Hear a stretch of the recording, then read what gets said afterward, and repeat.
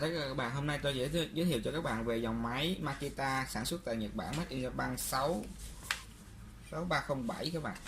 Rồi, chúng ta sẽ thấy điều đầu tiên chúng ta sẽ thấy được sách hướng dẫn sử dụng và phiếu bảo hành. Sau này Makita bảo hành điện tử rồi nên cái này nó sẽ sử dụng phiếu bảo hành giấy trong một thời gian ngắn hơn nha các bạn.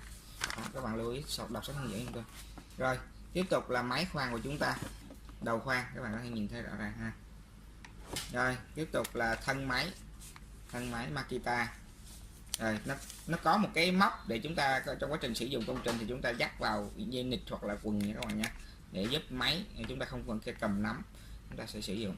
Rồi tem của máy Makita nó là 6307 13 ly, 530W, vòng tua của nó là từ 0 tới 2500 phút các bạn ha.